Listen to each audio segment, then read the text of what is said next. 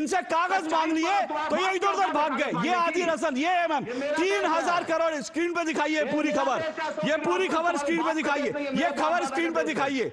3000 करोड़ ये एमएम, ये जो वक्त की संपत्ति।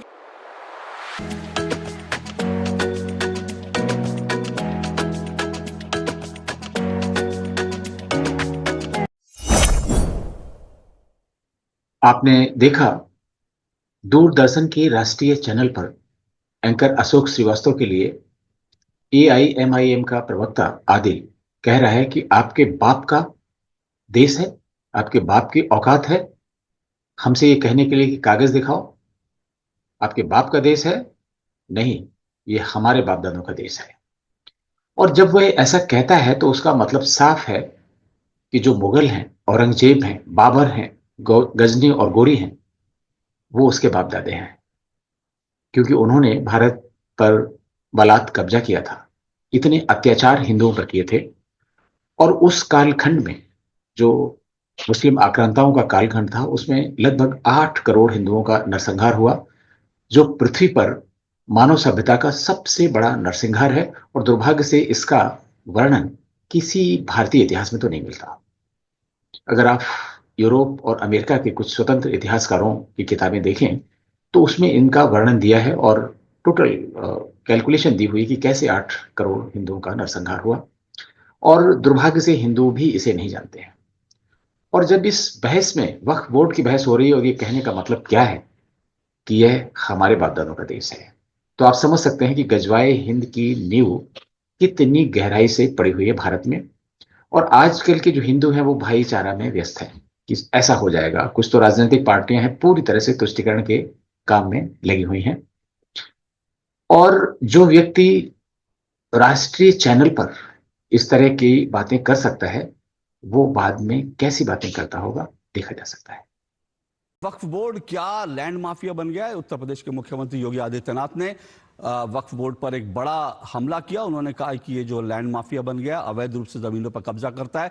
और साथ साथ उन्होंने ये भी कहा कि उत्तर प्रदेश में एक एक इंच जो जमीन जो है जिस पर अवैध रूप से कब्जा किया है वो छुड़ाई जाएगी और उस जमीन पर गरीबों के मकान बनवाए जाएंगे।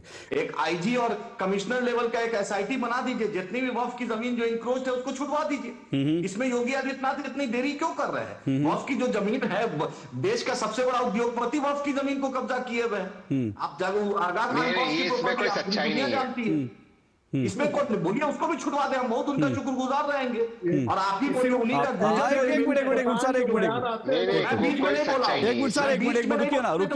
एक मिनट मनीष जी रुकिए, एक मिनट रुकिए, मैं आपको मौका दूंगा। नहीं, मुझे आप सुनिए, एक मिनट, मैं आऊंगा तहसीन जी। आदिल हसन जी, आप खुलकर कह सकते हैं, उद्योगपति का नाम लेने में मुझे कोई तकलीफ नहीं है, आप ले लीजिए नाम जिनके आप कह रहे हैं कि उन्होंने जमीन पर कब्जा कर रखा है। बोल दीजिए नाम, मुझे कोई दिक्कत नहीं है, बोलिए। नहीं, मैं आप पूरी दुनिया जानती है, पार्लियामेंट के रिकॉर्ड में है सर, पूरी दुनिया जानती है। और उसके बाद इतना योगी आदित्यनाथ इतने पार्लियामेंट के रिकॉर्ड में आदित्यनाथ इतने ज्यादा चिंतित हैं वक्फ के लिए, तो उनका एमएलए जो गुजर, जो उनका नंद गुजर, जो उनका एमएलए है, वो तो बोल रहा है कि योगी आदित्यनाथ के राज में गाय कट रही है, उस पर क्यों नहीं योगी आदित्यनाथ? गाय अब वो उस पर सुनिए ना, उस पर एक मिनट रुकिए ना, उस पर आइए पहले विषय। हाँ, पहले आइए ना, ठीक है, वो ठीक है।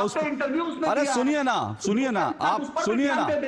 ना, आप कब्जे की बात कर रहे हैं, मेरे पास एक रिपोर्ट है। अरे सुनिए ना सर, अरे सुनिए ना, मेरे पास तो रिपोर्ट ये है, मेरे पास तो एक पूरी की पूरी रिपोर्ट है। और एक चैनल के वेबसाइट पे, देश का जो है बहुत प्रतिष्ठित चैनल, उसकी वेबसाइट पे पूरा एक इंटरव्यू है जिसमें यह है कि असदुद्दीन ओवैसी ने 3000 करोड़ की वक्फ की संपत्ति पर जो है वो कब्जा कर रखा है। तो असदुद्दीन ओवैसी ने, ओवैसी साहब के पास 3000 करोड़ जो है अवैध संपत्ति पर, वक्फ की संपत्ति पर ओवैसी साहब का कब्जा है। तो आप देश के उद्योगपति को कह रहे हैं, नहीं आप कहिए, लेकिन ये भी देखिए ना, जब आप दूसरों पे उंगली उठा रहे हैं, पहले आप अपने घर में झांक लीजिए कि आप लोगों ने कितना कब्जा कर रखा है। अशोक श्रीवास्तव सुन लीजिए, मैं देश में नरेंद्र मोदी की 11वां साल की सरकार है ना, नरेंद्र मोदी की सरकार है, तेलंगाना में हमारी विपरीत सरकार रही है। हाँ। जांच करवा लीजिए ना। तो जांच के हम तो थोड़ी करते हैं। तो फिर एक मिनट, तो फिर वही तो बात हो रही है। बात वहीं से शुरू हुई थी, बात जांच से ही शुरू हुई थी कि जब जांच होगी तो घबराना क्यों। फिर मत कहिएगा कागज नहीं दिखाएंगे, फिर कहेंगे नहीं ना कि कागज नहीं दिखाएंगे। अशोक श्रीवास्तव, आदिल हसन फिर ये तो नहीं कहेंगे ना कागज नहीं दिखाएंगे जब जांच होगी। सुनिए ना आदिल हसन, सुनिए ना, जब अभी आप आदिल हसन आपने कहा जांच करवा लीजिए, जांच होगी तो ये तो रोएंगे नहीं ना कि कागज नहीं दिखाएंगे। नहीं, फिर रोएंगे नहीं ना कागज नहीं दिखाएंगे, फिर शाहीन बाग तो नहीं बनाएंगे ना कागज नहीं दिखाएंगे। फिर एक एक दस्तावेज की जांच होगी, फिर मत कहिएगा कागज नहीं दिखाएंगे। आप बोलने दोगे? मैं तो बोलने दे रहा हूं। बोले नरेंद्र मोदी को बोलिए कि अपनी डिग्री भी दिखा देंगे साथ। हाँ, अब डिग्री पे आ गए। अब देखिए कागज, जैसे ही कागज पूछा डिग्री पे भागे, जैसे ही कागज पूछा डिग्री पे भागे। यही फर्जी बनती है आप लोगों की। कभी गाय पे, कभी डिग्री पे, मुद्दे पे बात नहीं करोगे क्योंकि कागज मांग लिए, इनसे कागज मांग लिए तो ये इधर उधर भाग गए। ये आदिल हसन, ये एमएम 3000 करोड़ स्क्रीन पे दिखाइए पूरी खबर, ये पूरी खबर स्क्रीन पे दिखाइए, ये खबर स्क्रीन पे दिखाइए। 3000 करोड़ ये एएमएम, ये जो वक्त की संपत्ति के लिए जो छाती ठोकते हैं ना, ये जो वक्त की संपत्ति के लिए छाती ठोकते हैं, ये असदुद्दीन ओवैसी ने 3000 करोड़ रुपए की वक्त की संपत्ति पर अवैध रूप से कब्जा ओवैसी साहब ने कर रखा है हैदराबाद के अंदर। और जब इसकी जांच की बात करी तो प्रधानमंत्री की डिग्री याद आ गई, जब जांच की बात करी तो गाय काटना याद आ गया। क्यों? क्योंकि ओवैसी साहब की हकीकत हमने सामने रख दी। मुद्दे पर तब बात नहीं करेंगे और जब इसकी जांच होगी तो एक एक कागज देखा जाएगा और तब ये शाहीन बाग बना देंगे और तब कहेंगे कागज नहीं दिखाएंगे, कागज नहीं दिखाएंगे क्योंकि इनके पास कोई कागज है नहीं। ये अवैध कब्जा करके बैठे हैं, इसलिए इनके पास कोई कागज नहीं है। ये अवैध कब्जे और इसीलिए योगी आदित्यनाथ ने कहा कि एक एक अवैध कब्जे करने वाले का कब्जा हटाया जाएगा। कोई कागज नहीं है, कोई कागज नहीं है। 3000 करोड़ की संपत्ति पर कब्जा, 3000 करोड़ की संपत्ति पर कब्जा। एक छोटा सा ब्रेक ले रहा हूं, ब्रेक के बाद आऊंगा तहसीन पूनावाला। लेकिन ये देखिए जो दूसरों को कहते हैं कब्जे, खुद कब्जे करके बैठे, ये इनका हाल है, ये इनकी असलियत है, ये इनकी हकीकत है। पहले खुद अपना कब्जा दिखाए। ये बात करेंगे इधर उधर की, मुद्दे की बात करनी नहीं है। कागज बोल दिया तो दस्तावेज, पहले बोलते हैं जांच कराओ, जब कहा जांच होगी तो कागज दिखाने पड़ेंगे तो इधर भागे उधर भागे उधर भागे। सीधा आया करिए अगर हिम्मत हो तो। अशोक श्रीवास्तव के प्रोग्राम में सीधा बात कीजिए, हिम्मत है तो। मेरे पास एक रिपोर्ट है और ये रिपोर्ट जो है, ये रिपोर्ट ये है कि आप सब जानते हैं, हम सब जानते हैं 1931 में 27 फरवरी को अंग्रेजों से लड़ते हुए चंद्रशेखर आजाद, भारत के महान स्वतंत्रता सेनानी, वो शहीद हुए थे, प्रयागराज में शहीद हुए थे। और प्रयागराज में जहां शहीद हुए उस जगह पर जहां पर चंद्रशेखर आजाद की स्मृति में पार्क बना, उस पार्क पर वक्फ ने कब्जा करा था, अवैध रूप से कब्जा किया था। और ये रिपोर्ट जानते हैं क्या कहती है? ये रिपोर्ट ये कहती है कि जहां चंद्रशेखर आजाद ने अपनी शहादत दी, बलिदान हुए देश की आजादी के लिए 1931 में, और वो कह दिया कि वो भी वक्फ के नाम, वो कह दिया कि पूरा का पूरा पार्क जो है वो तो वक्फ की संपत्ति है। और आप जानेंगे सबसे बड़ी दिलचस्प बात क्या है, वहां पर लगभग 20 मजार, सुनिएगा 20 मजार और 3 मस्जिद बना दी गई इस पार्क में जहां चंद्रशेखर आजाद का बलिदान हुआ था। ये कितनी बड़ी विडंबना है, 20 मजार बना दी गई। वो तो 2021 में हाई कोर्ट का हस्तक्षेप था, उसके बाद वहां पर जो अवैध निर्माण थे वो 2021 में गिरवाए गए। तो 2021 से पहले तो किनकी सरकारें थी वो तो सबको पता है, किसने असीमित ताकत दी थी। और फिर ये कहना, और फिर अब ये ऐसे अवैध कब्जे अगर हटाए नहीं जाए तो क्या करना चाहिए इनका?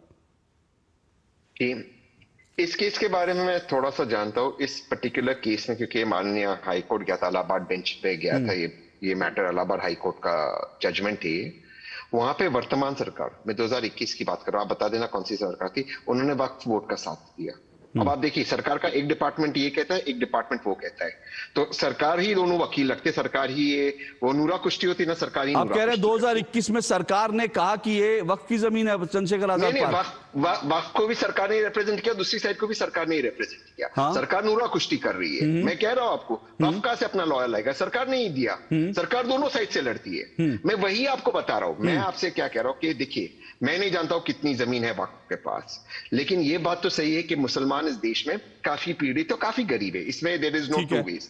तो उनका जो रेंट है, उस वक्त का जमीन रेंट है, जो अमेंडमेंट्स आते हैं उससे जो रेंट आता है, हम गरीब मुसलमान, गरीब महिलाओं के लिए, गरीब मुसलमान महिलाओं, सभी गरीबों के लिए काम क्यों नहीं करें? होना चाहिए उसमें काम, उसमें कौन मना कर रहा है? लेकिन आपके शो में ही आपने देखे, एक साइड से बीजेपी एक बात कह रही है, दूसरी साइड से एमआईएम का आपने देखा, वो कौन से मुद्दे पर चले गए? वो उन्होंने उद्योगपति का नाम नहीं दिया, मैं दिया मुकेश भाई का नाम दिया, मुकेश भाई की जमीन। ये कोई मुद्दा है देश का?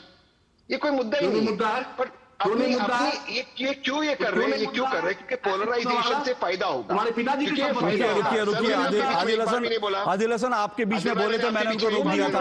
आदिल हसन रुकिए, वो आपके बीच में बोले थे, मैंने उनको रोक दिया था, उनको बोलने दीजिए। टोका था, मैं भी जवाब दे रहा हूं। हाँ तो ठीक है, मैंने उनको रोक दिया था, मैंने उनको रोक दिया था। बोलिए तारिक, बोलिए तहसीन जी। मुकेश भाई की जमीन पर, जिन पर उसका घर है, वो मुसलमानों की या वक्फ की जमीन है या नहीं, ये मुद्दा है नहीं। और अगर हो बात की बात है, इस वक्त जो जरूरी है, हम अमेंडमेंट्स लाकर हम उसमें थोड़ा सा हम उसमें बेहतरीन करते, हम मुसलमानों के लिए कैसा उनकी जिंदगी को सुधार सके, ये जरूरी है। उस पर ये चर्चा नहीं करेंगे। और मैं दोबारा से कह रहा हूं, ऐसे मौलाना है जो टीवी पे आके देश में पोलराइजेशन करते हो। उसमें से एक ओवैसी साहब मौलाना ने, उसमें से एक है ओवैसी साहब जो पोलराइजेशन के माध्यम से बीजेपी की मदद करते हैं। और मैं जानता हूं उनका अगला स्टेटमेंट क्या होगा। तेलंगाना के मुख्यमंत्री ओवैसी साहब को बहुत करीब रखते हैं, ये गलत कर रहे हैं तेलंगाना के मुख्यमंत्री। मैं कह रहा हूं यार तुम्हारे चचा है। नहीं एक मिनट नहीं आदिल हसन ये निजी टिप्पणी नहीं। आदिल हसन ये निजी, एक मिनट आवाज नीचे। आदिल हसन ये निजी टिप्पणी नहीं, तुम्हारे चचा वचा, ये भाषा नहीं प्लीज। नहीं ये भाषा नहीं प्लीज। नहीं ये क्या भाषा नहीं? मैं क्या बोलूं कि ओवैसी साहब आपके ताऊ हैं, आपके फूफा हैं ओवैसी साहब? मैं ये बोलूं आपको? ऐसी भाषा का इस्तेमाल मत कीजिए ऐसी भाषा का इस्तेमाल मत कीजिए। आप शुरुआत किए हैं, मैंने नहीं शुरुआत करी। आप एंकर बन के रहिए। नहीं मैं एंकर बन करूं, मुझे मत सिखाइए एंकरिंग मुझे मत सिखाइए। और अगर मैं एंकर हूं, मेरे ऊपर गुस्सा निकालिए। आप तहसीन भाई को क्यों ऐसे बोल रहे हैं? क्यों आप बोलेंगे उनके चाचा हैं? इस तरह की भाषा का प्रयोग आप क्यों करेंगे इस तरह की भाषा का प्रयोग? और मुझे एंकरिंग मत सिखाइए, मैं एंकर हूं। दरअसल अशोक भाई, क्यों इनको गुस्सा आता है? क्योंकि मैं गरीब मुसलमानों की बात करता हूं, क्योंकि मैं पसमंदा मुसलमानों की बात कर रहा हूं, आगा खानी मुसलमानों की बात कर रहा हूं, मैं भोरी मुसलमानों की बात कर रहा हूं, तो इनको गुस्सा आ रहा है। लेकिन मैं एक चीज कह रहा हूं, इन्होंने व्यक्तिगत टिप्पणी करी, उसको छोड़ दीजिए। मैं जानता हूं तेलंगाना के मुख्यमंत्री के बारे में कह रहे कि वो ओवैसी साहब को काफी, वो उनको इज्जत देते हैं। बिल्कुल मैं मानता हूं, देना भी चाहिए। ओवैसी साहब एक बड़े नेता हमारे देश के, बिल्कुल उनको इज्जत देनी चाहिए। लेकिन मैं आज भी कांग्रेस को इस चीज से भी चेतावनी दे रहा हूं, जितना कांग्रेस तेलंगाना में एमआईएम को साथ रखेगी, उतना कांग्रेस का नुकसान होगा। ओवैसी साहब हैदराबाद में एक भाषा करते हैं, दिल्ली आके राहुल गांधी जी के बारे में क्या क्या टिप्पणी करते हैं आप भी जानते हो। आपने आपके शो पे भी चला और दूरदर्शन को कवर भी करता है। प्लीज ये डिबेट ओवैसी साहब पर नहीं है। बिल्कुल आप ठीक कह रहे हैं, ये डिबेट ओवैसी साहब पर नहीं है। लेकिन तेलंगाना विधानसभा में किस तरह से तेलंगाना मुख्यमंत्री और छोटे ओवैसी साहब में जो ट्यूनिंग है, बाकायदा मुख्यमंत्री एक चीज कहते हैं कि अच्छा, पूछते हैं छोटे ओवैसी साहब से कि अगर आपकी परमिशन हो तो मैं उर्दू में जवाब दे लूं, हिंदी में जवाब दे लूं। इस तरह की जो ट्यूनिंग है ना, वो ट्यूनिंग देश देखता है, वो देश ट्यूनिंग देखता है। तो कौन आदमी किसके साथ है वो छोड़ दीजिए, वो मेरा विषय आज का नहीं है। मैं नहीं चाहता हम आज के विषय से विषयांतर करें। बिल्कुल हाँ, रुकिए आदिल हसन, मैं आ रहा हूं। रुकिए आदिल हसन एक बात सुनिए। मेरा मूल जो विषय था, मैं फिर एक मिनट रुकिएगा, मनीष शुक्ला आऊंगा मैं। मेरा मूल विषय जो था, आपने कहा कि वक्फ की जमीनों पर अवैध कब्जा, उसको छुड़वा दीजिए। मेरा मूल विषय आज ये था, वो तो ठीक है, वो वक्फ की जमीनों पर कब्जा छुड़वा लीजिए, लेकिन मूल विषय ये है कि उत्तर प्रदेश में वक्फ ने जितना अवैध कब्जा कर रखा है उसको हटवाने की बात की जा रही है, और उसके लिए वो जांच चल रही है। और ये जो है, आपने पता नहीं देखा, लेकिन मैं आपकी जानकारी के लिए बता दूं, ये सब चीजें क्यों हुई।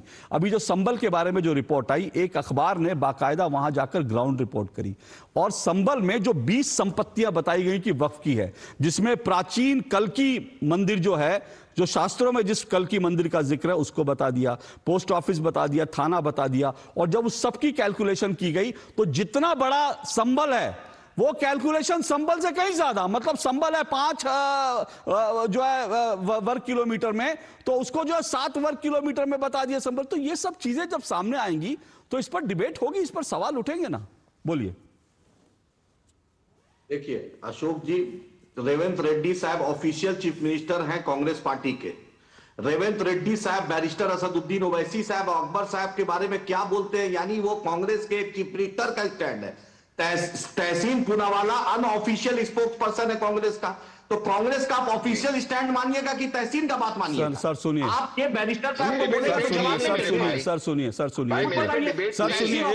सर सुनिए, एक मिनट, सर सुनिए, सर सुनिए, एक मिनट, आदिल साहब सुनिए, आदिल साहब एक मिनट सुनिए, आदिल साहब सुनिए, आदिल साहब एक मिनट, आदिल साहब एक मिनट सुनिए, आदिल साहब एक मिनट सुनिए, सुनिए। ना तो मैंने कहा कि तहसीन पूनावाला या राजनीतिक कांग्रेस के प्रवक्ता के तौर पर हैं, ना वो कांग्रेस के प्रवक्ता होना का दावा कर रहे हैं। वो उनकी अपनी लाइन है, वो अपनी लाइन बोल रहे हैं, उसमें क्या आपत्ति है? तो मैं भी अपनी लाइन बोल रहा हूं। तो आप अपनी लाइन बोलिए, आपको किसने रोका है भाई? रेवंत सुनिए अशोक जी, रेवंत रेड्डी साहब कांग्रेस के ऑफिशियल चीफ मिनिस्टर है। बैरिस्टर असदुद्दीन ओवैसी साहब अकबर साहब के बारे में वो क्या बोलते हैं पूरी दुनिया जानती है।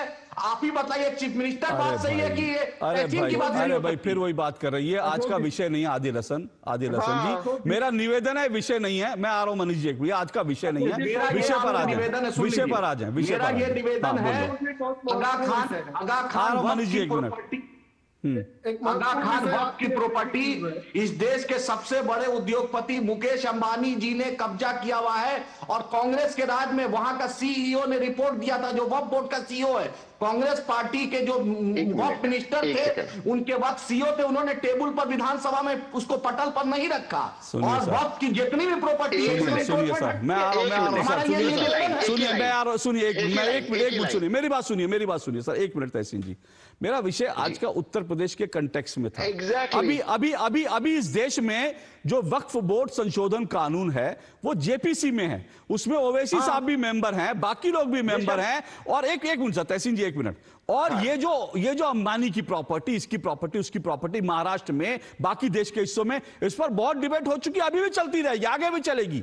मेरा आज का विषय खास स्पेसिफिकली उत्तर प्रदेश को लेकर था, और मैं उत्तर प्रदेश पे ही बने रहना चाहता हूं। लेकिन इधर उधर जाने से कोई लाभ नहीं हमें मिल रहा आज की डिबेट में। बेहतर होगा कि अगर उत्तर प्रदेश के कंटेक्स्ट में, मैंने एक मिनट आदिल हसन साहब, मैंने उत्तर प्रदेश पे डिबेट को लाने के लिए फिर से संबल का उदाहरण दिया कि जितनी जगह वहां पर वक्फ की बताई जा रही है, वो तो संबल जितने एरिया में उससे ज्यादा बता दिया। अब उस पर कोई टिप्पणी ना करके हम लोग टिप्पणी कर रहे हैं मुकेश अंबानी पर, इस पे, उस पर, उससे हम लोग क्या हासिल कर रहे हैं? जल्दी से तहसीन जी, एक मिनट में आऊंगा, आदिल हसन एक मिनट रुकिएगा, मैं जिस एक मिनट, मेरा प्रोड्यूसर को निर्देश है, जिसको मैं कहूं उसी की आवाज आने दे प्लीज। तहसीन जी बोलिए, एक मिनट, फिर मनीष शुक्ला, और फिर मैं आदिल हसन आपके पास आऊंगा।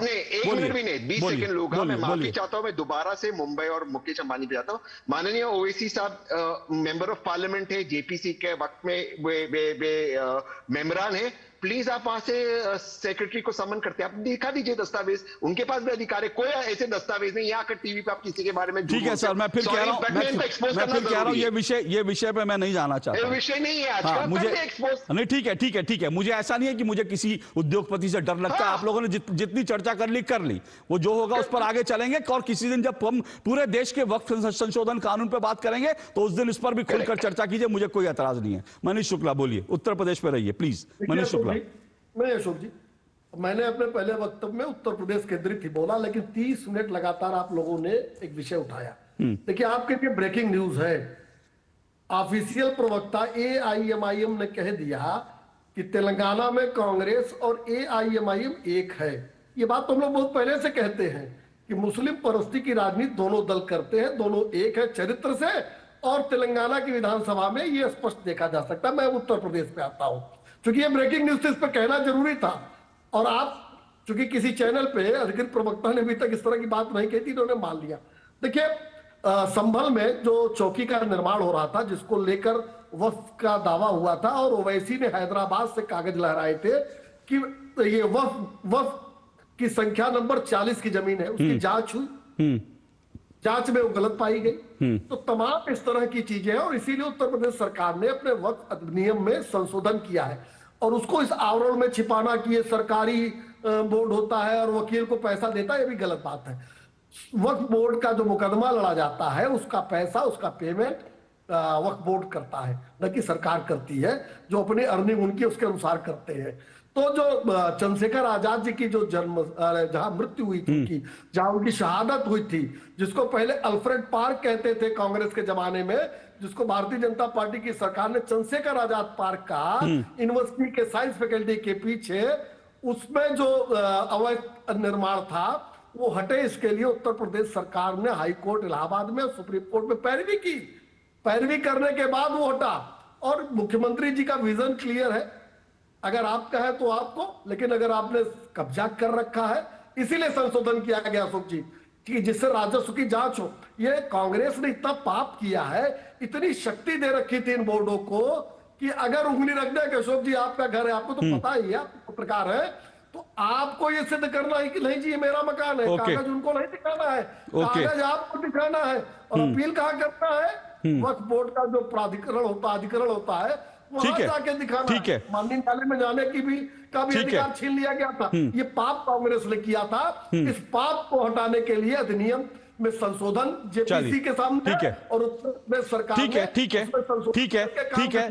वो जो जेपीसी में होगा उसके लिए हमें इंतजार करना पड़ेगा, लेकिन फिर कह रहा हूं उत्तर प्रदेश के जो मुख्यमंत्री ने कहा है वो अपने आप में एक बड़ा इंटरेस्टिंग केस है, उसी पर चर्चा कर रहा हूं। आदिल हसन आऊंगा, एक छोटा सा मुझे ब्रेक लेना है, ब्रेक के बाद मैं तो इस बात के कई सारे प्रमाण सामने आया। मैं फिर योगी आदित्यनाथ के बयान के संदर्भ में जा रहा हूं। देखिए उन्होंने जो बयान दिया, अब देखिए यूपी कॉलेज का हमारे सामने मामला आया था, वहां पर थोड़े दिन पहले जो है दावा कर दिया था वक्फ बोर्ड ने हमारी जमीन है, लेकिन जैसी जांच हुई उसके बाद जो है थोड़े दिन बाद वो दावा वापस ले लिया गया। नहीं ऐसी कोई बात नहीं है, वो तो 2018 में दावा किया गया था आपको। तो जहां जांच होती है वहां पर लोग कदम पीछे खींच लेते हैं, इसके मायने क्या है? जो ऑफिसर वक्फ बोर्ड का जो ऑफिसर है वो चीफ एग्जीक्यूटिव ऑफिसर, उसको स्टेट गवर्नमेंट अपॉइंट करती है, वो कोई शरीयत कोर्ट या कोई मुस्लिम पर्सनल लॉ बोर्ड उसको अपॉइंट नहीं करता है। योगी आदित्यनाथ उस ऑफिसर पे कार्रवाई करे जिसने गलत दावा किया। वक्फ बोर्ड कोई इंस्टीट्यूशन ऐसा नहीं है जो सरकार के अधीन नहीं है, वो सरकार के अधीनस्थ है, उसके पूरे पदाधिकारी सरकार के अंडर में है और रूल रेगुलेशन सरकार का मानते हैं। योगी आदित्यनाथ को बोले जिस ऑफिसर ने किया उस पर कार्रवाई करे, इसमें ड्रामा करने की क्या बात है? ऑफिसर उनका है, मेंबर उनका है, चेयरमैन उसका है, टीवी में आके इतना ड्रामा क्यों करते हैं? और इतना उनको चिंता है, इतना ज्यादा उत्तर प्रदेश की चिंता है तो ताजमहल से 96 करोड़ रुपया रेवेन्यू आता है, ताजमहल के अगल बगल इतना गार्बेज क्यों है?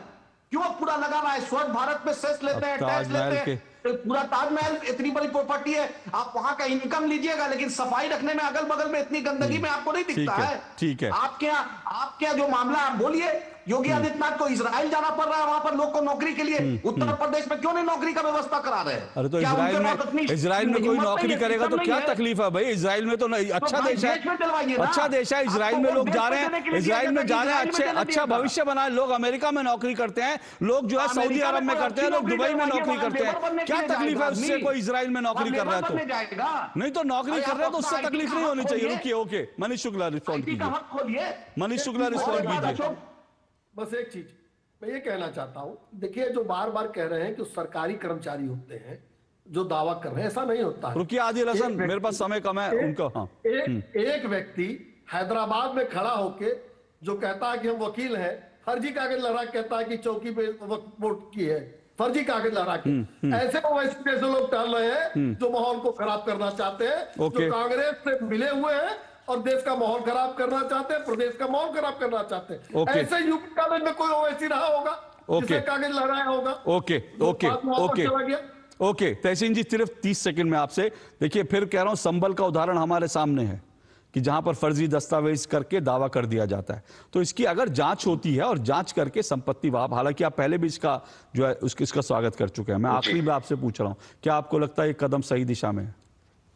वक्फ की जितनी भी जमीन है वो गरीब मुसलमानों के कल्याण के लिए लगना चाहिए, और उन मुसलमानों में आगा खानी हो, बोरी हो, जो पसमंदा हो, उन्हें लाना चाहिए। नहीं, वैध अगर अवैध है तो उसका क्या? वैध जो है उसका बिल्कुल गरीब मुसलमानों के लिए।